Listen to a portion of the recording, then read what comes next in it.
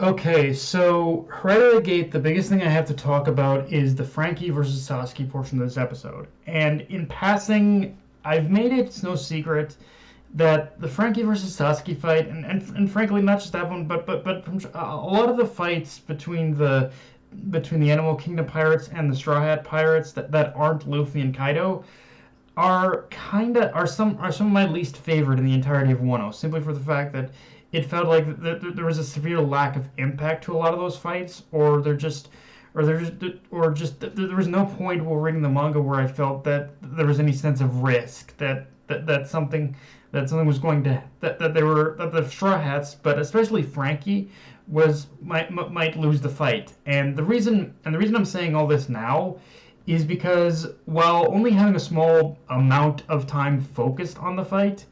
this episode I can with this episode I can tell the anime has already made great strides on improving upon this on the fight between Frankie and Sasuke. At least in the sense where the anime is attempting to make it feel like it's not so one-sided on either end, and not only that, and as well as also showing that Frankie is actually like having to struggle in order to defeat Sasuke, but just through the way, and but even just through the simplicity of from just process from how Toei has animated like that small portion of this episode, I'm feeling I'm feeling a lot more. I felt a lot more of the physical strain that both Frankie and Sasuke are exerting in order to defeat each other. So ultimately, it's one of those things where even though even if this fight still ends up being for me considered the weakest one in Wano,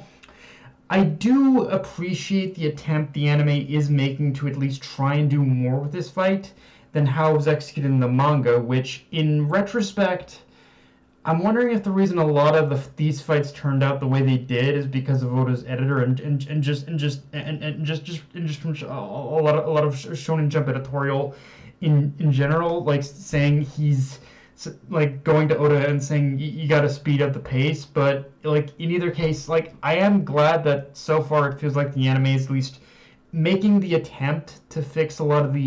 at least pretty much base structural issues I've had with these fights. Like, I guess ultimately the biggest draw I took away from this one is that even though ultimately it's still going to end the same, I'm glad the anime is at least trying to is trying to make how the fight plays out a little bit smoother compared to how it played out in the manga, which went by like which went by so fast. I felt like I didn't even care. I didn't really even care. But here I'm at least invested a little bit more in how the fight plays out. Um, with that said, the main focus of the episode itself mostly lies within seeing Tama play her role in the conflict on Vonigashima by getting speed to convince the gifters to eat the dango that Tama had created with using her powers. And just like with the manga, this in my opinion is one of the best payoffs in the entirety of Wano. Just seeing this seemingly unimportant little girl play such a large role and could very well turn the tide of this conflict. And it's not like this wasn't like foreshadowed episodes ago, because if it wouldn't be One Piece if it wasn't. Like from the very moment Luffy met Tama, she was set up to play an important role in this conflict. And it wasn't and but just but just seeing Tama not only enact her plan, but also seeing her feelings on everything that's happened at this point, and her transition into becoming a lot more resolute and understanding the role she has to play in this war, just makes it all the more fulfilling to see her act on what it is she wants and what she feels she needs to do. And again, seeing her plan play out, showing the reason why she was considered to be, and and just under and just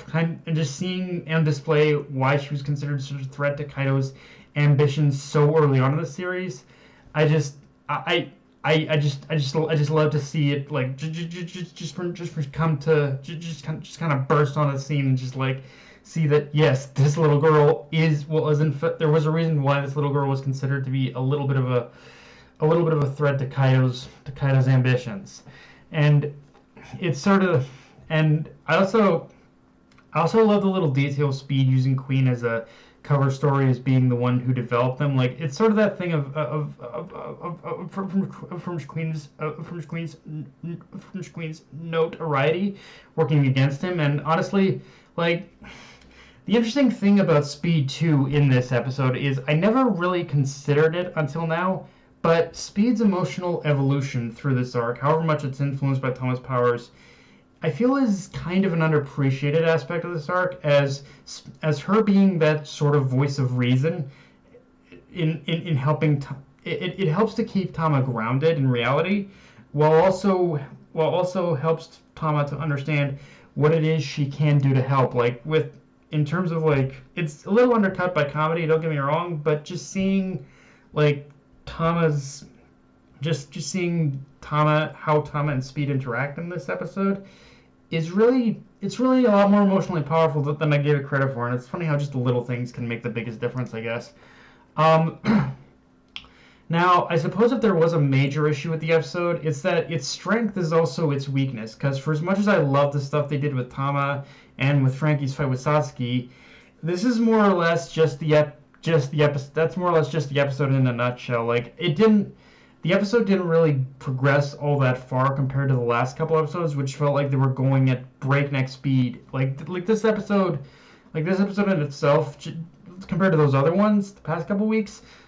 this episode feels more like the more standard pacing we've come to expect from a One Piece episode. And yeah, I think we are getting to that point where we are gonna see a little bit of more of a lull in the pacing from here. Like not terrible, but just a little bit slower than what we've had up this point, with a few bursts of great pacing here and there. Although I will say that with the manga seemingly having reached the climax of like the major fights in Wano, the pacing, I think there is a chance the pacing could still pick back up pretty soon as well, depending on how much longer Oda is gonna stick around in Wano, as Oda in typical fashion does tend to do those like that post arc wrap up stuff leading into the next arc. It's just a matter of how long like the post arc stuff is gonna last. And honestly, one other thing though that I'm really curious about is where exactly are we going to go from here? Because it's one thing I'm kind of realizing more and more, but like Wano and the fight with Kaido is such a crescendo moment in One Piece that it just makes you wonder what exactly is left to do from here. I mean, the only thing that I can think of honestly that can top Kaido is Blackbeard, and the thing is, Blackbeard is basically endgame for Luffy, so it's like I don't know if that's going to happen like right away. If we're gonna have we're probably still gonna have a couple other setup arcs from this point on, but it's like what pretty much else can pretty much Oda do from here when it comes to the whole